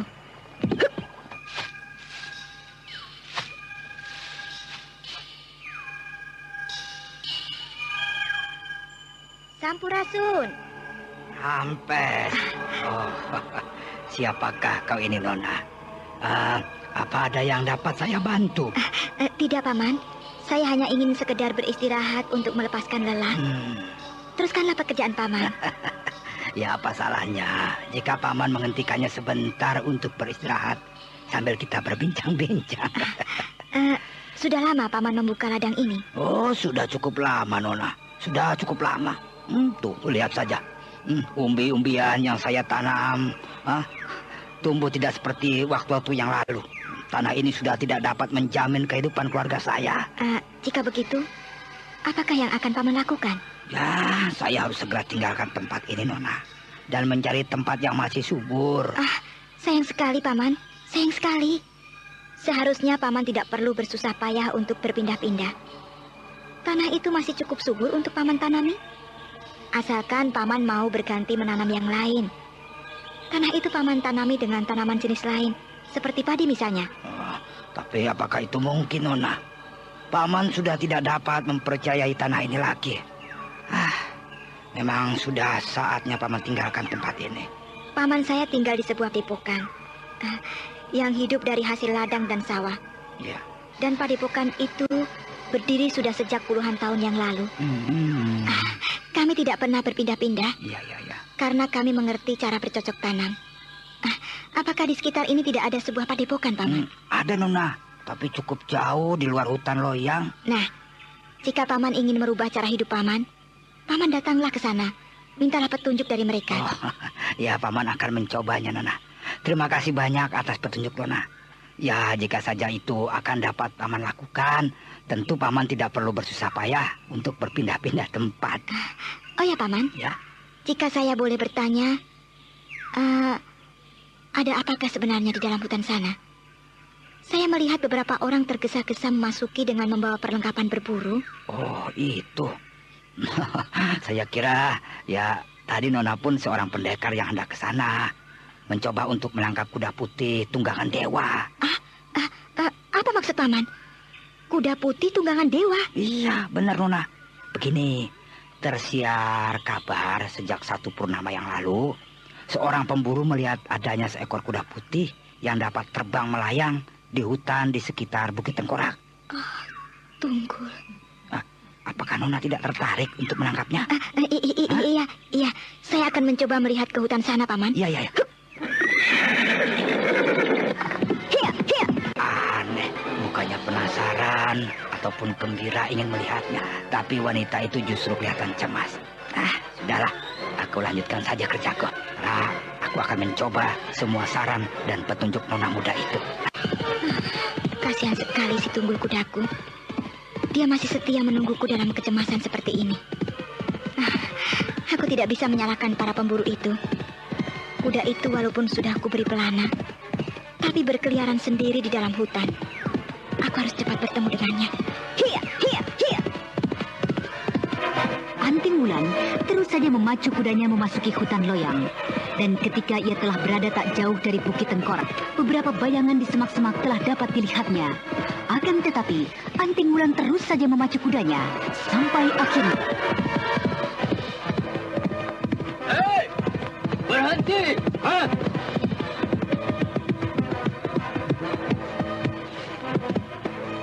Orang gila, kendalikan kudamu di dalam hutan ini. Kau... Kita bertemu lagi, Nona. Kita bertemu lagi. Apakah kau masih mengenal aku? Tentu saja aku masih mengenalmu, Ki Sampar. Bagus kita bertemu di sini. Dan aku dapat membalaskan dendam muridku yang telah dibunuh olehmu di Bukit Batu Larang. Pastilah salah seorang dari kalian yang telah membunuhnya. Bukankah murid yang kau maksudkan itu adalah Ki Dandung Amuksa? Iya, benar. Akuilah. Apakah kau yang telah membunuhnya? Bukan aku yang membunuhnya, Ki Sampar. Tapi, mengapa kau ribut seperti ini? Kehilangan murid bejat seperti itu? Setan! Bodoh! Apakah kau memang sengaja mencari mati? Berani menghinaku seperti itu? Sudahlah, Ki Sampar. Aku tidak mempunyai banyak waktu untuk melayanimu. Aku masih mempunyai pekerjaan lain yang lebih penting untuk kulakukan. Minggirlah. Setan liar mencari mati. Darpo! Jagalpati! Berikan hajaran pada wanita ini. Mengapa kami harus berdua melayaninya, Ki? Layani berdua. Jika kau ingin selamat, dengarkan kata-kataku. Baiklah, Ki Sampar Angin. Mari, Adi Jagalpati. Baik, kakak. Tunggu! Jangan beri kesempatan kepadanya. Serang terus. Rupanya tidak salah dugaanku. Kalian semua ini bersama-sama dengan junjungan kalian Jaya Suntana pasti tengah dalam perjalanan untuk menjilat Raja Indraprastha. Bukankah demikian? Bukankah demikian? Ayo, untuk apa kalian berbondong-bondong beramai-ramai berada di tempat ini? Kedatangan kami semua kemari adalah untuk menangkap kuda ajaib, kuda dewa yang mampu terbang. Jangan kau mengoceh tidak karuan wanita liar. Darpo! Iya. Jagalpati, bunuh saja wanita itu cepat. Baik, Ki. Baik. Ki Darpo yang kini menjabat sebagai patih di Istana Karang Sedana bersama-sama dengan Ki Jagal Putih, pembantu utamanya, menyerang Anting Wulan dengan jurus-jurus pedangnya yang sangat ganas. Anting Wulan yang merasa cemas memikirkan keadaan Tunggul segera saja melompat mundur ke belakang beberapa tok dan kemudian menyiapkan aji yang baru saja dipelajarinya, Banyu Cakra Buwana.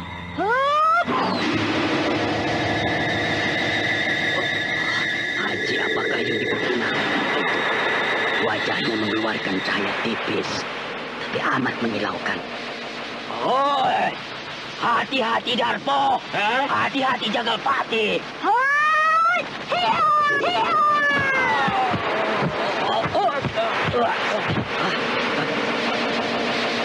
Dengan keadaan Darpo. Tidak apa-apa, Di. Saya tidak Anda mengalami sekarang rasa masih sakit mendengarkan yang Sandiwara Radio Tapi- di channel Memori 80. Tubuh saya tidak dapat digerakkan sedikit pun. Bagaimana keadaan Ki Jagalpati? Keadaannya kukira tidak berbeda denganmu. Biarlah, kau tunggu dulu, aku akan memberikan hajaran pada anak sombong itu. Agaknya manusia sepertimu tidak boleh lagi kuberikan kesempatan untuk hidup lebih lama. Bersiaplah untuk mati, anak manis. Aku harus segera menyelesaikan pertempuran ini dan mencari Tunggul kudaku itu. Ilmu apa yang dimiliki anak ini? Wajahnya bersinar bagaikan Batara Wisnu. Silau sekali. Aku tidak dapat melihat jelas ke arahnya. Ketika keduanya tengah dalam persiapan puncak, kedua tubuh mereka sudah nampak bergetar, dipenuhi oleh tenaga sakti yang siap untuk dilontarkan. Tiba-tiba, dari arah kejauhan, terdengar ringgikan seekor kuda yang bergema gagah, seakan-akan hendak mengguncang belantara hutan loyang. Ya, ayo kita ke sana. Tuh, di timur. Tinggikan, sudah terjadi jauh. Ayo. Ringkikan kuda yang mereka tunggu-tunggu tidak saja menggetarkan belantara, tapi juga hati setiap orang berada di hutan itu. Tidak terkecuali Kisampar Angin dan Anting Wulan yang berada dalam kesiapan puncak untuk melontarkan jurus-jurus sakti mereka. Kau beruntung, Nona Manis. Aku tunda sementara perhitungan ini. Kau tunggulah sebentar di sini, Darpo. Dan juga kau, Jagalpati. Aku akan melihat kuda itu. Si Tunggul berada di timur sana. Aku harus segera ke sana. Itu dia. Si Tunggul di atas bukit kecil itu. Banyak sekali kelompok orang yang memburunya. Mereka mencoba mendekati Tunggul secara perlahan. Kasihan sekali kelihatannya. Dia sangat gelisah dan terganggu sekali. Hei! Tunggul! Tunggul!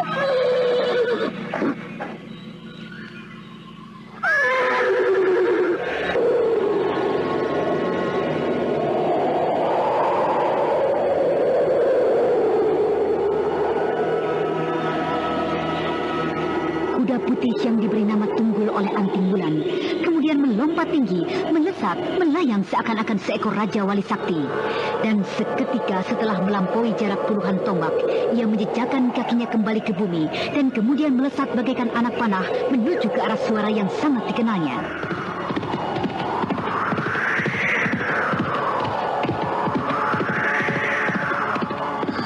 Dia agaknya mendengar panggilanku.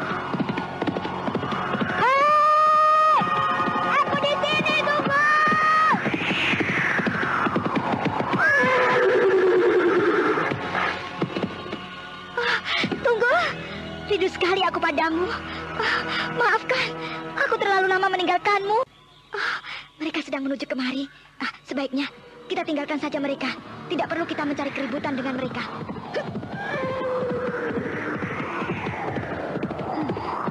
Mereka sudah jauh tertinggal di belakangku.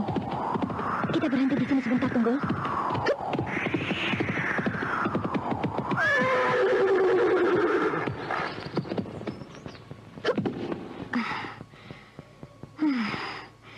Aku tidak tahu lagi harus kemana melanjutkan arah tujuanku, Tunggul.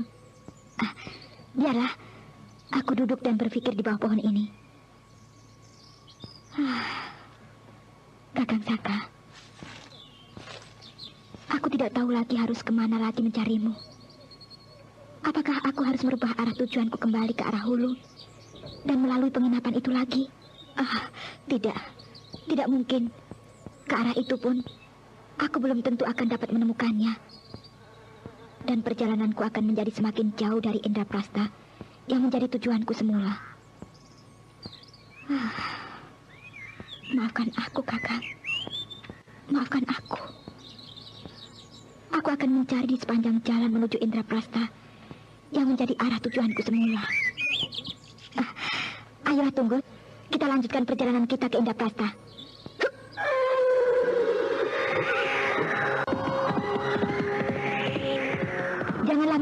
membahayakan banyak orang dengan larimu, Tunggul. Kita lanjutkan perjalanan ini dengan santai. Aku sedang mencari kakangku. Hiya, hiya, hiya. Dari hari ke hari, Anting Wulan berkuda menuju Indraprastha. Gadis murid dari Resi Wanayasa ini hanya berhenti untuk minum dan beristirahat saja. Kota besar maupun kecil sudah banyak yang dilalui. Surgajaya, Kartajati, dan akhirnya ia tiba di pinggir sungai Cimanuk.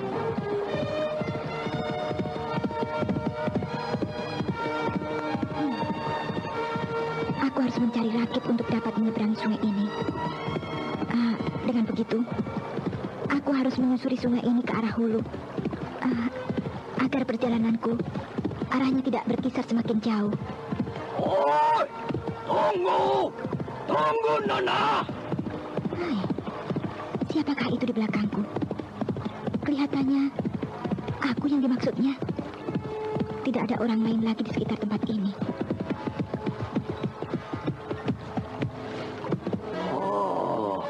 Apakah saya sedang berhadapan dengan Nona Anting Wulan, murid dari Padepokan Gua Larang? Benar. Bukankah kau anggota pengemis tongkat merah? Benar, Nona. Kelompok kami sedang dikerahkan untuk mencari berita tentang Nona. Mencariku? Iya. Ada apakah kalian mencariku? Prabu Sana dari Galuh meminta pertolongan dari pimpinan kami untuk mencari Nona. Sang Prabu mendapat kabar dari mata-mata yang disebarkan di sekitar kota raja bahwa Nona telah berhasil ditangkap oleh Prabu Sora. Lalu, bagaimana Nona bisa berada di tempat ini? Apakah Nona benar-benar telah ditangkap oleh Prabu Sora? Benar, akan tetapi aku berhasil meloloskan diri dari istana itu. Nona, Sang Prabu menghendaki agar Nona segera diselamatkan dan dibawa kembali ke Galuh. Untuk itu, pimpinan kami Ki Pungkur hari ini mencoba untuk memasuki istana Indraprastha. Celaka. Berbahaya sekali keadaan Ki Pungkur. Banyu Cakrabuana tidak mungkin terlawan oleh ilmu tongkat saktinya. Celaka. Aku harus segera menolongnya. Hiya, hiya, hiya. Tunggu, Nona. Nona harus. Kuda apakah yang ditunggangi? Dewata. Apakah aku sedang tidak bermimpi? Atau ini kuda yang sekarang sedang ribut dibicarakan sebagai kuda dewa yang berada di hutan Loin. Luar biasa. Aku harus segera mencari rakit untuk menyeberang. Ayo tunggu, percepat larimu. Itu, di sana ada rakit yang baru saja bertolak. Tunggu, berhenti tunggu.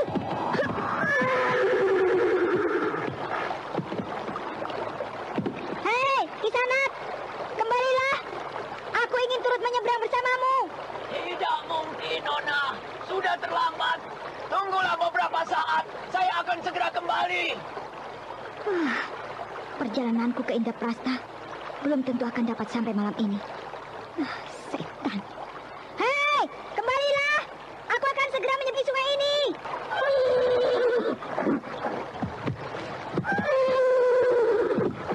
Mau apa kau Tunggul? Mau apa? Apa yang akan kau lakukan, Tunggul? Jangan.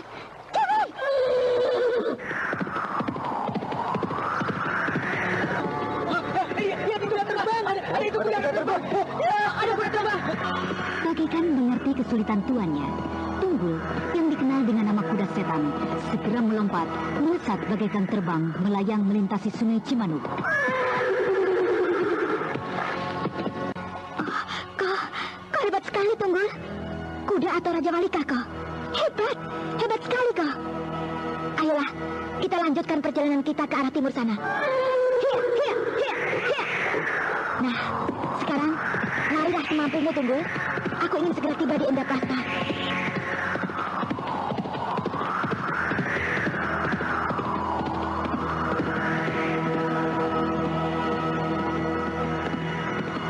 Bagaikan mengerti kehendak tuannya, si Tunggul berlari bagaikan bayangan, melesat cepat bagaikan anak panah, keluar masuk hutan. Desa demi desa dilalui, tanpa menghiraukan jerit dan teriak ketakutan dari penduduk yang berada di pinggiran desa. Sampai Sampai akhirnya ketika malam menjelang tiba, Anting Wulan tiba di batas kota Raja Indraprastha.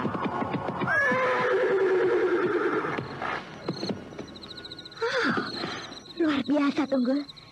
Kita telah tiba di Indraprastha. Hari baru saja gelap. Mudah-mudahan kita akan dapat segera menemukan Ki Parangpungkur. Tapi aku tidak dapat memacumu di dalam kota raja ini. Ayo, Tunggul. Kita coba memasuki gerbang Indraprastha.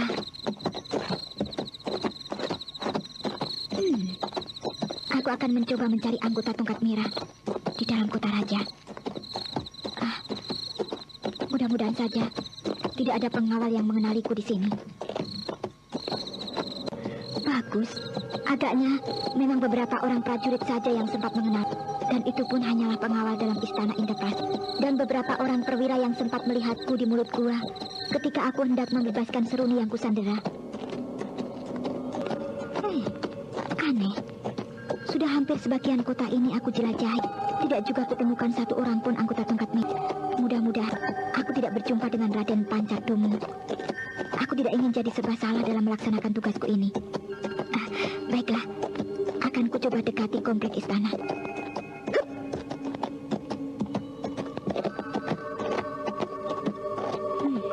Ada serombongan besar pengawal yang menuju ke arahku.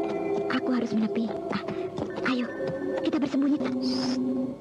Jangan mengeluarkan suara. Ada rombongan berkuda yang akan lewat sini.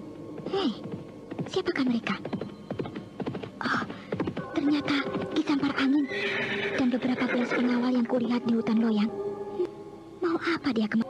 Apakah ada hubungannya dengan persiapan pemberontakan Indraprastha? Siapa? Aku Sariti Wulan. Oh, Sari, apa yang sedang kau lakukan di sekitar sini? Justru aku yang harus bertanya padamu. Bagaimana bisa kau berada di sini? Kakekku baru saja masuk ke dalam istana untuk membebaskan engkau. Jadi, Ki Parangpungkur sudah masuk ke dalam istana? Belum berapa lama? Hanya beberapa saat sebelum kau tiba di sini. Oh, celaka. Berbahaya sekali. Gurumu pasti akan mendapat celaka di dalam sana. Kepandaian dari Prabu Sora sangatlah luar biasa, Sariti. Dia memiliki ilmu langka yang sangat sukar untuk dihadapi. Tapi beberapa jago andalannya dan juga kuda amok baru saja meninggalkan Indraprastha. Hendak kemana mereka? Bukankah di antara mereka kulihat ada Ki Sampar Angin dan juga Ki Darpo beserta para pengawal dari Karang Sedana? Kau benar, Wud. Jika keterangan yang didapat oleh anggotaku tidak salah, di dalam kereta itu tadi adalah Prabu Jaya Suntana. Dan mereka kini hendak kembali ke Karang Sedana. Kuda Amoksa bersama dengan beberapa jago andalan hendak menjaga keselamatan Prabu Jaya Suntana yang akhir-akhir ini terancam oleh berita kembalinya Prabu Ajikonda ke Karang Sedana. Jadi Prabu Ajikonda sudah kembali ke Karang Sedana? Iya. Sang Prabu sudah berada dalam kota raja. Akan tetapi, kami belum dapat melacak di mana ia bersembunyi. Kakek ingin sekali berjumpa dan menawarkan bantuannya, Wulan. Jika begitu, kau tunggulah di sini, Sariti. Jagalah kudaku ini. Aku akan mencoba menolong gurumu. Prabu Sora sangatlah berbahaya. Tapi...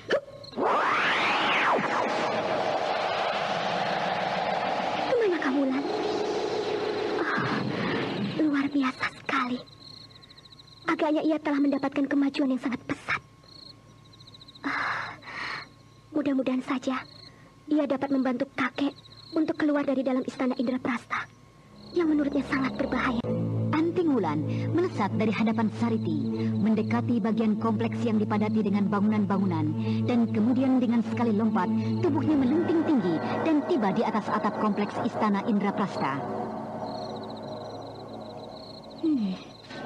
Kemana aku harus mencari Ki Parangpungkur?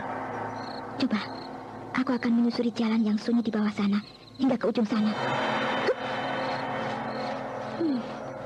Ada seorang penjaga yang menuju ke arahku. Baginda berhasil memergoki seorang pencuri di serambi kiri bangsal prajurit. Kita diminta untuk memperketat penjagaan. Ayo. Celaka. Agaknya Ki Pungkur sudah berhasil ditangkap oleh Prabu Sora. Akan ku coba mengikuti prajurit itu. Ruang tahanan di sini cukup banyak penjagaannya. Aku akan mencoba naik ke atas atap sana. Rupanya di atas sana juga telah dipenuhi oleh penjaga-penjaga. Apa yang harus kulakukan? Jika sampai gerakanku diketahui, tempat ini akan segera menjadi ramai dengan jago-jago dari Indraprastha. Dan aku belum yakin akan dapat mengalahkan Prabu Sora dengan aji yang baru saja kudapatkan. Tapi, baiklah, Aku akan mencoba untuk melalui atap. 5 orang penjaga mungkin akan dapat kubungkam dengan 1 kali gerakan.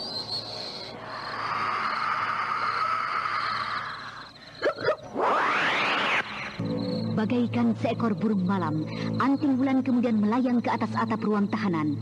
Dan kemudian, gadis yang telah mendapat didikan secara langsung dari penguasa Laut Selatan membagi serangannya pada 5 orang penjaga di atas atap. Dan ia berhasil mengumpulkan kelima tubuh penjaga itu sebelum jatuh menimbulkan suara.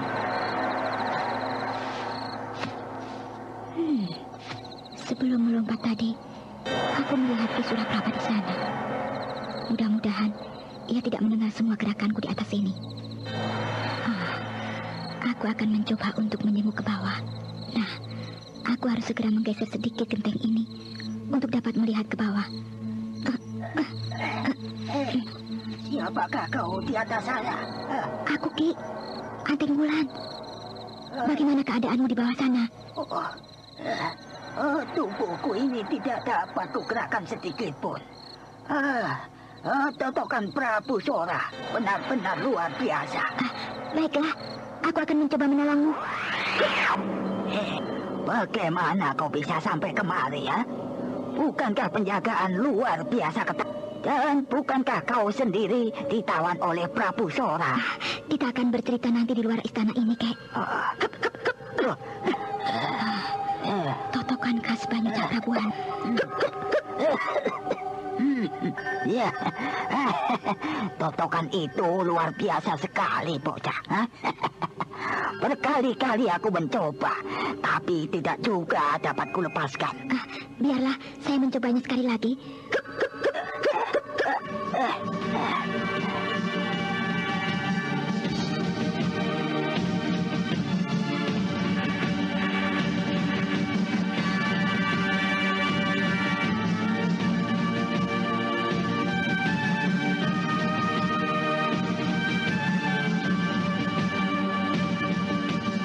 Anting Wulan mencoba untuk mengeluarkan kekuatan khas Cakrabuana. Dan sesaat kemudian, kedua tangannya mengisap lembut ke arah pundak dan pinggang Ki Parangpungkur. Nah, para pendengar sekalian, apakah Anting Wulan akan dapat menyelamatkan Ki Parangpungkur dari Istana Indraprasta? Apakah ia akan berhasil mendapatkan kembali kujang Cakrabuana yang telah direbut oleh Prabu Sora? Untuk mengetahui jawabannya, ikutilah kisah Babat Tanah Leluhur ini dalam episode ke-7, Gemelut Hati Sang Pendekar. Sampai jumpa.